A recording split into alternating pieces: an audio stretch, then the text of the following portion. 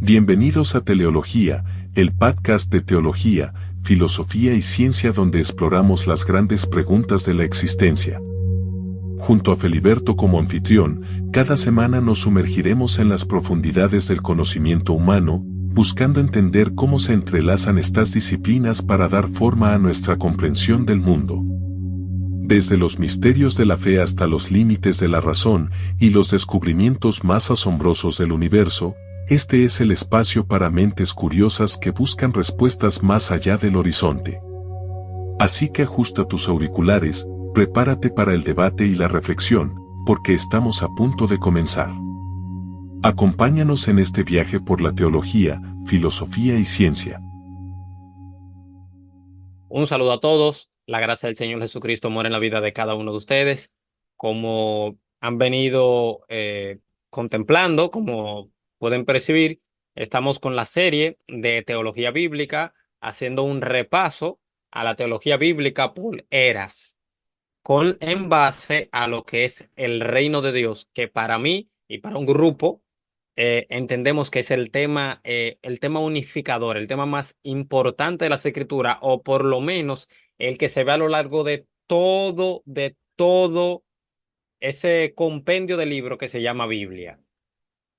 Eso es lo que es el tema que nosotros vemos, eh, que se va desarrollando a través de todos los libros y a través de todas las eras. Hoy nos va a tocar en una parte muy importante de ese reino, y es que vamos a hablar de la era monárquica.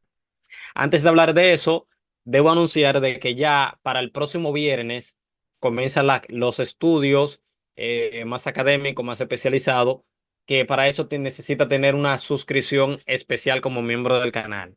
A partir del viernes, para que no se quede sin eso, ya comenzamos a dar esos estudios privados. No te pierdas de eso. Son solamente del Pentateuco 13 clases, desde la crítica, desde la ciencia bíblica, desde la arqueología. O sea, eso va a ser sin desperdicio. Ya tengo las personas que van a tomar el estudio, se han suscrito mucho como miembro también y se lo agradezco enormemente. Ya comenzamos el viernes sin falta. Estaba esperando concretizar todo y va a ser continuo. Va a recibir video todos los viernes de un material más académico. Así que si te puedes suscribir, pues perfecto. Ok. Entonces, vamos a hablar de lo que es la teología de la era monárquica, porque mediante la promesa de Abraham, que nosotros vimos anteriormente, Dios prometió bendecir al patriarca con una posteridad innumerable, ¿verdad? Dios prometió darle a Abraham un gran nombre y hacer de él una gran nación, que eso fue lo que él le dijo, por ejemplo.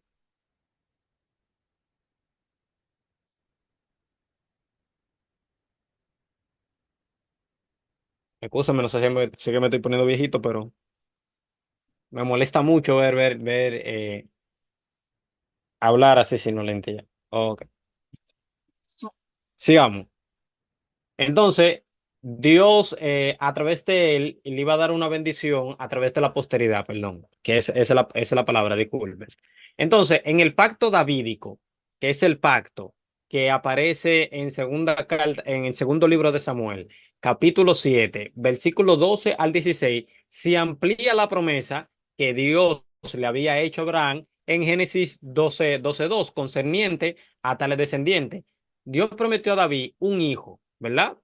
Slash, Salomón en primer lugar, que establecería su trono. Más aún, el linaje de David se perpetuaría hasta el final, hasta que al final resultara en el reinado del Mesías, quien tendría un reino político y un gobierno terrenal que duraría para siempre. Vamos a leer el segundo libro de Samuel, capítulo 7, versículo 12 al 16.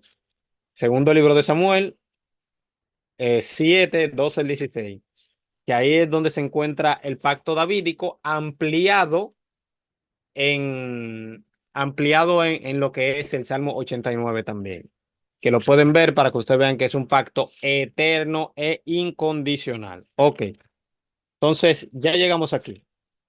Leemos qué dice. Él edificará casa a mi nombre y yo afirmaré para siempre el trono de su reino, no hasta que si me es infiel, yo entonces le quito el reino y se acabó todo. No, no, no. Para siempre. Aunque evidentemente el rey justo de turno que estuviese, si se comportaba de acuerdo a la ley de Dios, es evidente que duraba tiempo en lo que es de vida y de reinado, en lo que es el reino. Si hacía lo malo delante de los ojos del Señor, se le enviaba un juicio. Pero la promesa se extiende más allá, o sea, se extiende hasta llegar a Cristo, que nosotros vemos, y lo vamos a ver más adelante cuando lleguemos a la teología bíblica del Nuevo Testamento, nosotros vemos que Simeón estaba esperando la redención de Israel. El ángel que habló con María le dice también que el niño que nacerá reinará sobre el trono de David, su padre. Lo dice literalmente. O sea, lo dice. Vamos a leer primero aquí, después le voy a leer eso, para que ustedes vean cómo se va moviendo eso. Yo le será el padre y él me será mi hijo. Y si él hiciere mal, yo le castigaré con vara de hombre o con azote de hijo de hombre. Pero mi misericordia no se apartará de él como la parte de Saúl, al cual quité delante de ti. Y será firmada tu casa y tu reino para siempre delante de tu rostro. Y tu trono se establecerá, será estable eternamente conforme a todas estas palabras, conforme a toda esta visión. Así habló Natán a David. ¿Se fijaron que dice? Fíjense que es incondicional porque dice que, que si hiciera lo malo, Dios le va a dar azote, o sea, lo va a disciplinar, que es una postura bíblica que lamentablemente no se enseña en ninguna parte, no sé por qué, y por eso es que nosotros muchas veces no sabemos juzgar cuando Dios está condenando a una persona para perdición, ¿verdad? Y cuando Dios está disciplinando a un creyente, que es diferente. El creyente judío del Antiguo Testamento, Dios lo disciplinaba y podía hasta quitarle la vida como una disciplina y no apartarle de él su misericordia. En el Nuevo Testamento nosotros lo vemos claro también esa postura. ¿Por qué? Porque nosotros no pertenecemos al mundo, al otro sistema, sino que estamos bajo el reino de Dios y somos embajadores del reino. Feliberto, dame evidencia bíblica porque que entonces ahí tú empiezas a meter mundanalidad en la iglesia diciendo una cosa así. No, no, yo no estoy diciendo eso. Lo que digo es, el verdadero creyente va a evitar a toda medida pecar. O sea, a toda medida va a evitar pecar. Va a evitar caer en el pecado. Va a evitar deleitarse en el pecado. Pero el creyente, si cae en pecado continuo, puede ser disciplinado por Dios, pero la misericordia de Dios no apartarse de él. Dios puede hasta quitarle la vida y aún así conservar su misericordia con esa persona. Que es una doctrina, yo se la voy a enseñar bíblicamente para que para que no se confundan. Se la voy a leer en un momentito. Déme primero buscarle Lucas, capítulo 1, versículo 32. Lucas 1:32. Búsquense lo que es un pasaje muy importante para nosotros entender el concepto del reino y qué esperaban los israelitas con respecto a un hijo de David. Dice,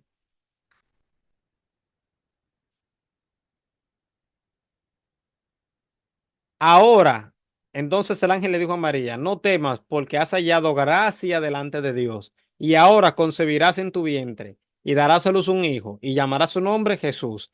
Este será grande y será llamado Hijo del Altísimo y el Señor Dios le dará el trono de David, su padre, y reinará sobre la casa de Jacob, Israel, para siempre y su reino no tendrá fin.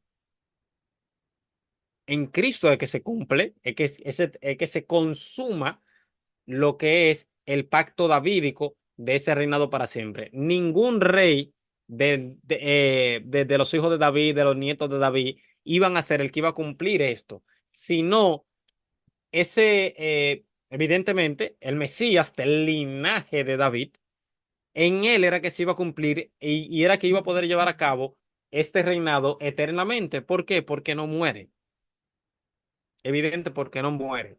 Pero antes de, para no dejar a la persona con duda con respecto a la declaración que hice, vamos a 1 Corinto, capítulo 11, En el capítulo 11, miren, desde el versículo 23 en adelante, dice institución de la cena del Señor. No se lo voy a leer todo porque no es el sentido de la clase, para no desviarla. Dice aquí, eh, si pues, en el versículo 26, vamos a leerlo. Porque yo recibí lo que también os he enseñado, que el Señor Jesús, en la noche que fue entregado, tomó pan y habiendo dado gracia, lo partió y dijo, tomad, comed, esto es mi cuerpo, que por vosotros es partido. Haced esto en memoria de mí. Asimismo, tomó también la copa después de haber cenado, diciendo, esta copa es del nuevo pacto en mi sangre. Haced esto todas las veces que bebiereis en memoria de mí. Así pues, todas las veces que comiereis este pan y bebiereis de esta copa, la muerte del Señor anunciáis hasta que Él venga, ¿verdad? De manera que cualquiera que comiera este pan o bebiera esta copa del Señor indignamente, o sea, de una forma inadecuada, eh, y antes de, más arriba, usted se fija que desde el versículo 17 en adelante, Pablo está hablando de los abusos en la cena del Señor, que ellos se están hartando de pan y dejando a los otros con hambre, y otros el vino, o sea, lo que emborracha, ellos estaban emborrachando con el vino porque lo estaban tomando en exceso. Eso era dentro de la iglesia en las reuniones. Léase 1 Corinto del capítulo 11, versículo 17 en adelante. Oye lo que dice. Por tanto, pruébese cada uno a sí mismo y coma así el pan y beba de la copa, porque el que come y bebe indignamente sin discernir el cuerpo del Señor, juicio come y bebe para sí. Por lo cual, o sea, en consecuencia de eso, de tomarla indignamente y de comer juicio para sí, dice, por lo cual hay muchos enfermos, ¿verdad? Se enfermaron por eso, y debilitados entre vosotros. O sea, hay personas ya que están agonizando y muchos duermen. Todo el mundo sabe que dormir es un eufemismo, que lo que es la palabra creo que coimao, es un eufemismo que lo que quiere decir es que murieron. Por ejemplo, Jesús, Lázaro ha muerto. No, Lázaro no ha muerto. Él está durmiendo e irá a despertarle. Oye la palabra que Jesús hace, dice que está durmiendo y más adelante ellos lo confrontan y es evidente que cuando ellos llegan, Lázaro está podrido, tiene 4 días que se había muerto. E incluso el mismo Cristo en el trayecto dice que Lázaro estaba muerto. Lo que pasa es que el creyente se le cambia la palabra morir por dormir. ¿Por qué? Porque un día será levantado de entre la tumba. Entonces yo lo que dice aquí, Dios entonces concluimos que Dios enfermó a muchos, debilitó a otros que tienen que estar agonizando y muchos duermen, ¿verdad? Muchos murieron. Si pues nos examinásemos a nosotros mismos, no seríamos juzgados, mas siendo juzgados, somos castigados por el Señor. ¿Para qué? ¿Para irnos para el infierno? No, para que no seamos condenados con el mundo. ¿Te fijaste? Ellos se emborracharon, bebieron la cena del Señor mal, pero Dios lo que hace es que lo enferma como juicio, los debilita y se lleva mucho de ello, ¿verdad? Pero él lo hace, dice Pablo, para no ser condenado con el mundo. ¿Se fijaron? Ya, pero vamos a seguir con el tema, que no es el tema de esta clase. Lo que pasa es que es bueno que si yo digo algo, buscarle el aval bíblico y hay mucho otro pasaje también. Eso es lo que se llama el pecado de muerte. Cuando ya tú pecas medalaganariamente, en soberbia y rebeldía, que eso incluso es una ley que los israelitas tienen, en número 15, que es la ley del pecado voluntario y el involuntario. El que tú haces medalaganariamente no recibe perdón, sino juicio inmediato de Dios. El que tú haces en ignorancia, podías cubrirlo con un macho cabrío. Ok, entonces, vamos a hablar ahora del pacto davídico. Vamos a ver la naturaleza del pacto, las características del pacto, el cumplimiento del pacto. Y es que el concepto del reino alcanza su cenit en el pacto davídico, con su predicción del reino milenario futuro más grande de todos los hijos de David, que es el Mesías. Vamos a observar un poquito lo que es la naturaleza del pacto davídico.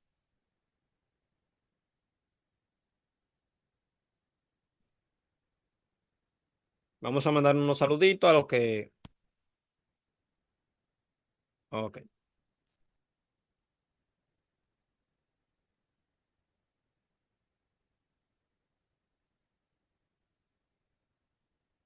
ok. Cualquier cosa me pueden corregir si me equivoqué, si dije un día o algo. Estoy aquí, soy carta leída y siempre leo los comentarios y puedo responder. Ok. Entonces vamos a ver aquí lo que es la naturaleza del pacto. En segundo libro de Samuel, ¿verdad? Capítulo 7, Dios se le prometió a David lo siguiente. David iba a tener un hijo que lo sucedería y establecería su reino. Ese hijo no había nacido. Este hijo, Salomón, y no David, debía construir el templo. El trono de su reino se establecería para siempre. A su hijo no se le quitaría el trono aun cuando sus pecados justificaran el castigo. La casa, el trono y el reino de David, y el reino de David se establecerían para siempre.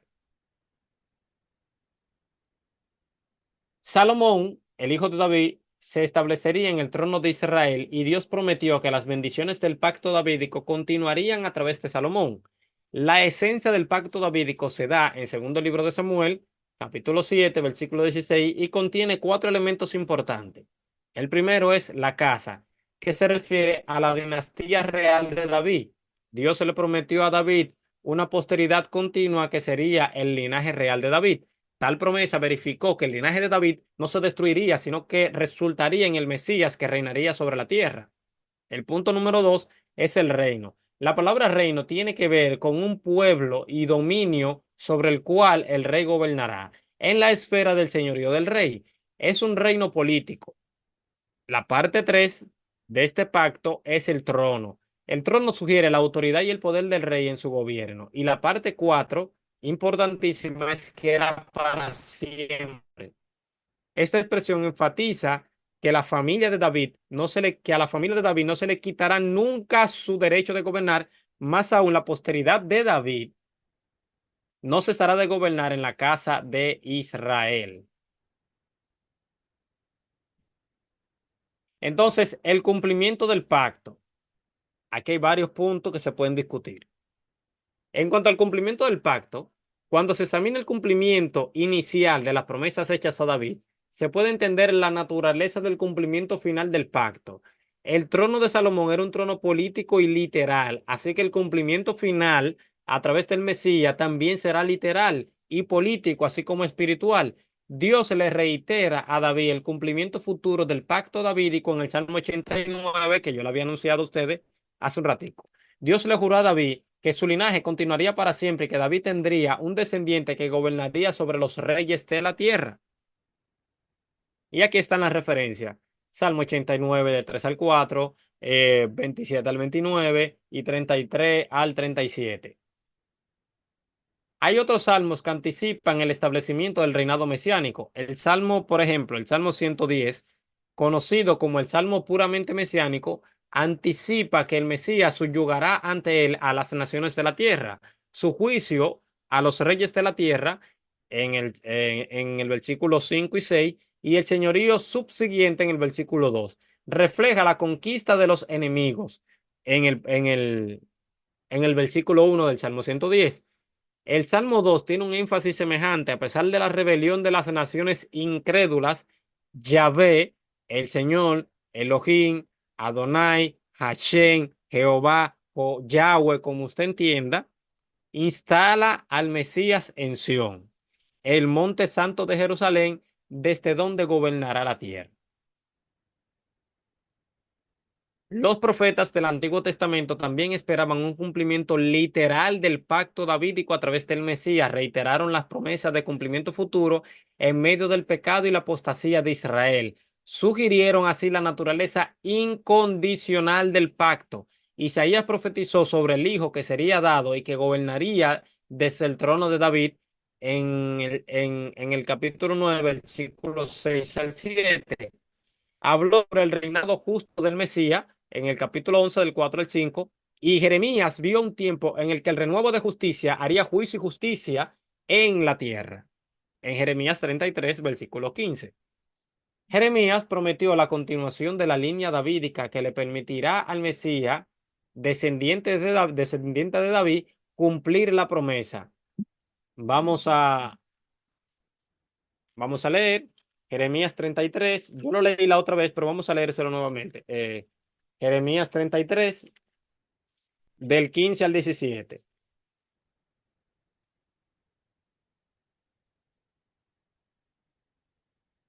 Ok.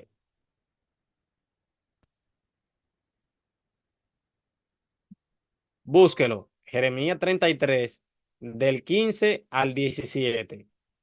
Si lo tienen, le damos. Ok, dice así.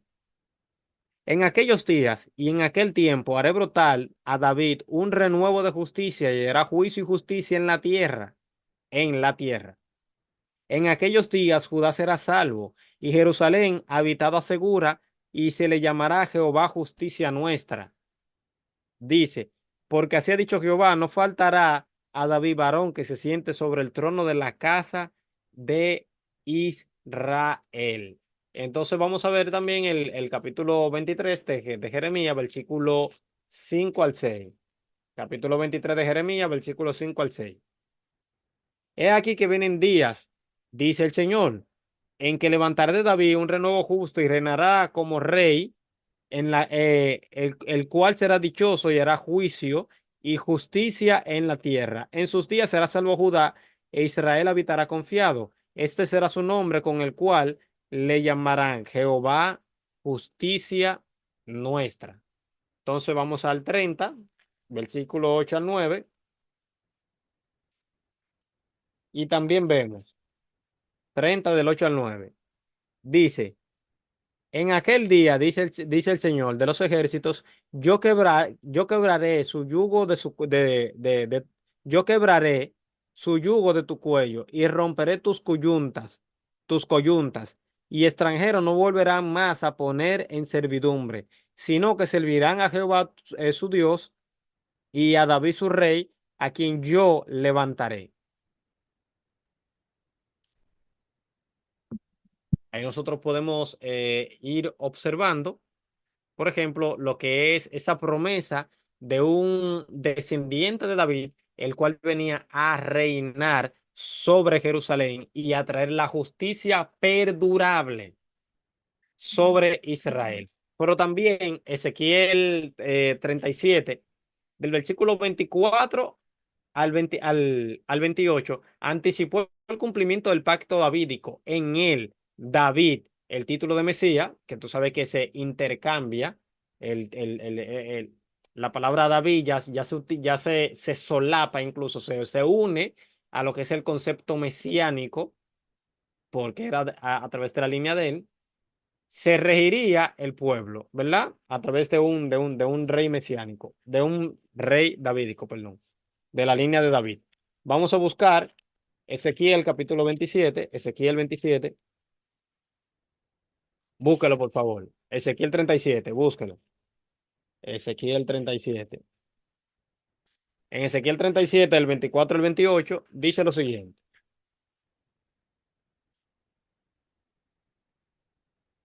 Dice, mi siervo David será rey sobre ellos. Es evidente que para el tiempo de Ezequiel ya David había muerto. Se fijan cómo se utiliza todavía el término David porque ya se une a lo que es ese rey que vendría a gobernar para siempre. Ya pasó incluso a denotarse lo que es un título mesiánico.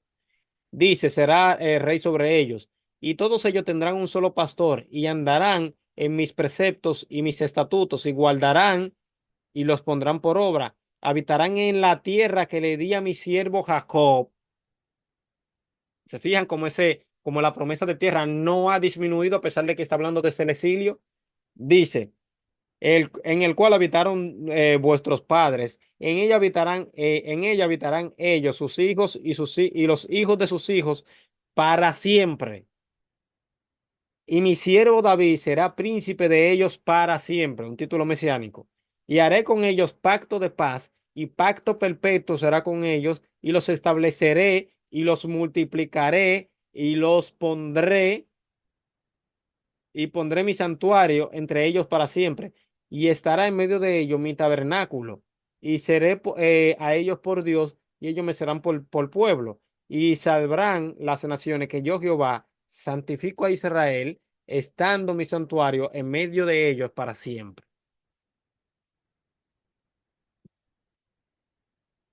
Yo creo que está sumamente claro cómo esa promesa de que vendría uno de la línea de David, al cual se le puede llamar perfectamente David también, que pasó a ser un título mesiánico, cómo iba a venir uno, el cual iba a reinar en la tierra, devolvería nuevamente la tierra que había sido prometida a los patriarcas, y iban a habitar confiadamente, no iba a haber extranjero que lo pusiese en servidumbre, cosa que hoy en día no se puede decir y que no se pudo decir nunca en la historia de Israel. Nunca, nunca. Por eso Dios vuelve y reitera lo mismo y vuelve y reitera lo mismo, porque no ha tenido su cumplimiento final, porque ese cumplimiento final viene con el Mesías. Cuando Cristo venga en su segunda venida, cuando el Mesías venga en su segunda venida, entonces establecerá el reino.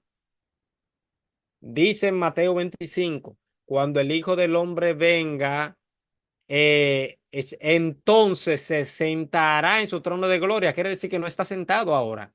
Si dice, si Jesús mismo, hablando en segunda persona, en Mateo 25, hablando de su segunda venida en segunda persona, dice que entonces, o sea, cuando Él vuelva, ¿verdad? Entonces se sentará en su trono de gloria. Quiere decir, evidentemente, que Cristo ahora mismo, como ese rey mesiánico, no está reinando. No sé por qué a la milenialismo se le hace tan difícil entender eso. Cristo reina, sí, como Dios, perfectamente. Nunca ha dejado de reinar. Ahora, en el cumplimiento del pacto davídico, ¿está reinando ahora? No. No, no, o no ha consumado ese reino porque él ahora mismo está a la diestra de Dios. Y el que está a la diestra no está reinando. El que está a la diestra está en señal de poder y de autoridad. Tiene poder y autoridad, pero el reino prometido a David, que sería sobre la casa de Israel, que ellos iban a habitar confiadamente, que no iba a haber extranjero que lo subyugue, eso no se ha cumplido todavía. Ese reinado desde Jerusalén no se ha visto, no se vio nunca en la historia. Para eso tenemos que alegorizar que ya Jerusalén es la Jerusalén celestial y que eso ya en cielo nuevo y tierra nueva. Así es que el milenialismo tiene que venir a interpretarlo porque no encaja con su sistema. Entonces, es importante notar que Ezequiel, o sea, para que usted entienda la naturaleza de este pacto, Ezequiel le profetizó a una nación que había apostatado continuamente y que estaba cautiva en Babilonia por sus pecados. Oseas también, por ejemplo, le reafirmó ese pacto. Como ya estaba terminando la clase, vamos a Oseas capítulo 3. Oseas capítulo 3 está después de Daniel, Oseas. Oseas capítulo 3, versículo 4 al 5. Dice, porque muchos días estarán mis hijos de Israel sin rey y sin príncipe, y lo están, y lo estaban en ese tiempo. No, creo que en ese tiempo todavía no lo estaban, perdón. Sin rey, sin príncipe, sin sacrificio, sin estatua, sin efod, sin terafines. Después volverán los hijos de Israel y buscarán al Señor su Dios y a David su rey y temerán al Señor y a su bondad en el fin de los días, en el último tiempo. Vamos a leer Amós, capítulo 9, versículo 11. Le hago un pequeño paréntesis aquí. Yo estoy mirando, la cámara no da para enfocarlo como bien y que se vea bonito, pero me da mucha satisfacción cuando leo la Biblia, esa parte de los profetas, porque me recuerda una parte de mí que yo estaba sumamente obsesionado con los profetas del Antiguo Testamento. Sí, no se puede ver, pero si pudieran verlo, yo tengo todo rayado, Asiria 722, eclipse total de sol en el 763 antes de Cristo, reino milenial, o sea, estoy como Asiria 722, Asiria también por aquí. paso por Daniel, Oseas, o sea, como que me dio gusto eso, de verdad que sí. No es vanagloria porque yo no tengo que decir a nadie que yo estudié la Biblia, pero como que me gustó ver, acordarme nuevamente de esas notas que tengo ahí hechas y de los rayones. Entonces vamos a leer Amós capítulo 9 versículo 11. Dice, en aquel día yo levantaré el tabernáculo caído de David y cerraré sus portillos y levantaré sus ruinas y lo edificaré como en el pasado. Para que se unan a la discusión, el amilenialismo dice que esta profecía se cumplió cuando los gentiles entraron cuando los gentiles entraron a ser parte del pacto, parte del pueblo de Dios. Y ellos te citan usted lo leyó, ¿verdad? Dicen, aquel día yo levantaré tabernáculo caído de David y cerraré sus portillos y levantaré sus ruinas y lo edificaré como en el tiempo pasado. Cuando tú te vas a Hechos, capítulo 15 versículo 16 al 18 en el concilio, que ustedes saben que están hablando sobre qué hacemos con los gentiles que se convierten. Tenemos que decirle que se circunciden, que guarden la ley, o sea, qué hacemos con ellos. Tienen la misma salvación que nosotros, o sea, se trató un sinnúmero de temas. Entonces, Santiago dice, Simón ha contado cómo Dios visitó por primera vez a los gentiles para tomar de ellos pueblo para su nombre, ¿verdad? Dios visitó a los gentiles a la casa de Cornelio para tomar de ellos pueblo para su nombre. Dios iba a tomar de ellos. No ellos iban a venir a Dios porque son más sabios que todo el mundo. Dios iba a tomar de ese pueblo, de los gentiles, pueblo para su nombre. Dice, y con esto, o sea, con el hecho de que Dios tomaría de los gentiles pueblo para su nombre, concuerdan las palabras de los profetas como está escrito, de los profetas. No dice del profeta Amós, dice de los profetas, como está escrito, y da un justificante y dice, después de esto volveré y reedificaré el tabernáculo de David que está caído y repararé sus ruinas y lo volveré a levantar para que el resto de los hombres busquen al Señor y los gentiles sobre los cuales he invocado mi nombre, dice el Señor, que hace conocer todo esto desde los tiempos antiguos. Ellos te dicen, ¿te fijas? La profecía de Amós se cumplió en Hechos 15. Lo que ellos no leen es lo que Santiago está diciendo. Él dice que con el hecho de que Dios tome de los gentiles pueblo para su nombre, ¿concuerdan las escrituras? Claro que sí. ¿Concuerdan los profetas? Claro que sí, porque muchos profetas habían hablado de eso. Y dice, después de esto, o sea, después de que Dios, ¿verdad? Tome de los gentiles pueblo para su nombre, después de eso es que volverá y reedificará el tabernáculo de David que está caído y reparará sus ruinas y lo volverá a levantar. No sé si le suena, pero le tiene que sonar algo parecido a esto. Dice aquí, algo parecido a esto tiene que sonarle. Porque no quiero, hermano, que ignoréis este misterio para que no seáis arrogantes en cuanto a vosotros mismos, que ha acontecido a Israel endurecimiento en parte, ¿verdad?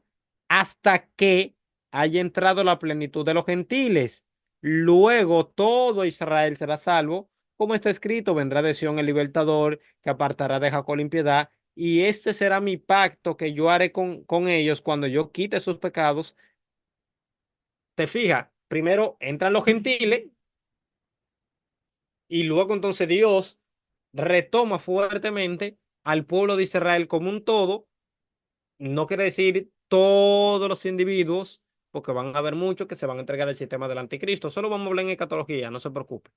Pero entonces, después que Dios trae a los gentiles, entonces trabaja directamente con el pueblo de Israel y consuma finalmente el pacto.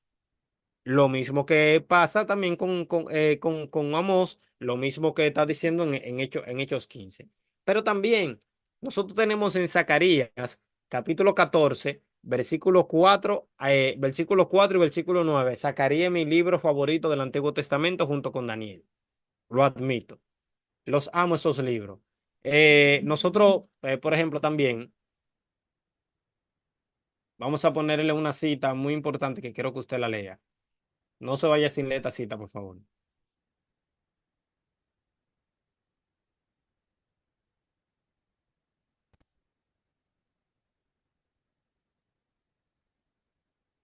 Ahí la puse para que la podamos leer. Eso lo dice Charles Riley en la base de la fe premilenial. Dice, de este modo, el Antiguo Testamento proclama un reino que sería establecido en la tierra por el Mesías, el hijo de David, como heredero del pacto davídico. Los judíos esperaban ese reino porque tomaban literalmente la palabra de Dios, que repetida y fuertemente confirmaba las esperanzas y promesas del pacto de David. Entonces, ¿cuál es el resumen de este estudio que estuvimos dando hoy? Aquí. Aunque hasta este punto el Antiguo Testamento ha enfatizado considerablemente la alineación del hombre con respecto a Dios debido al pecado, la era monárquica ha revelado que Dios actuará al final para liberar al hombre de subordinación al pecado. Lo hará a través del Mesías, un descendiente de David. Al final Dios le dará al Mesías un reino político y espiritual sobre Israel y sobre las naciones a las que el Mesías gobernará con justicia. Entonces, hasta aquí el estudio de hoy. Si usted tiene alguna pregunta, si tiene algunas cuestiones, usted me la puede hacer y yo con gusto le, le estaré respondiendo. No he puesto todavía la nota del estudio. En 2 minutos después que se acabe el video, creo que usted puede entrar y la puede tomar para que usted lo estudie, para que usted lo estudie en casa. Anuncio que ya el viernes que viene comienzan ya la clase desde la ciencia bíblica del Pentateuco. Son 13 clases, ya la contamos, la contabilizamos y serán cada viernes a las 10 de la noche, de 8 de la noche a 10 de la noche, hora República Dominicana. Es importante que usted esté ahí porque la iré transmitiendo en vivo, solamente exclusivo para los miembros del canal, para los que son miembros del canal. Y así usted la pregunta que tenga, las cuestiones que tenga, me la puede dejar saber y yo con gusto, usted sabe que estaré respondiendo. Si tienen preguntas, me la pueden hacer y yo con gusto también ahora le le estaré respondiendo. Vamos a ver quiénes dejaron preguntas. Estoy abriendo el navegador por aquí para poder. eh, ok.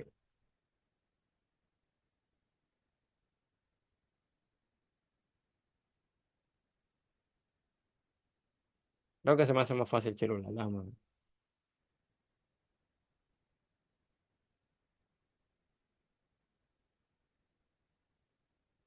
Bueno, le voy a dar más. Dame a ver. Si puedo sacarlo aquí, perfecto.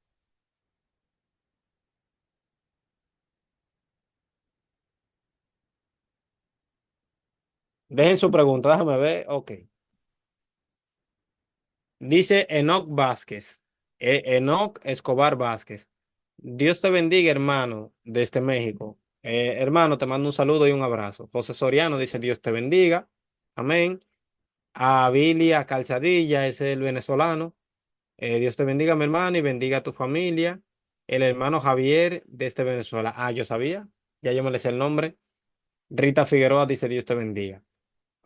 Carmen también dice, González dice Dios te bendiga desde México. Raidel dice vamos, Raidel Acosta. Dejen su pregunta para yo estársela respondiendo. Si no tienen pregunta, pues yo con gusto cierro, porque yo no tengo problema, yo me acuesto, ¿eh? Dice Fili Javier, Dios te bendiga, mi hermano. Dios te bendiga, Fili Javier. Hermano mío de verdad, verdad.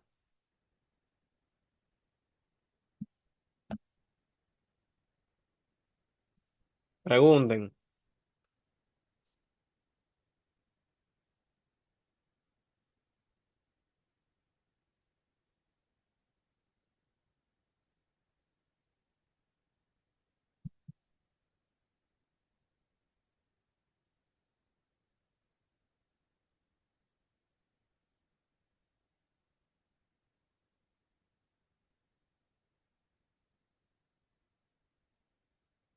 Bueno, mejor, si no hay preguntas y todos vieron la clase, si le pareció bien, pues yo encantado, perfecto.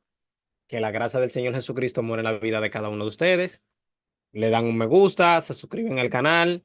Lo que puedan pueden divulgar el video y yo con gusto estaré también aquí mañana Eh, Le iba a decir algo, pero vamos a dejarlo aquí. Denle me gusta, dejen de ser malo. Así que ya ustedes saben, queden con Dios. La gracia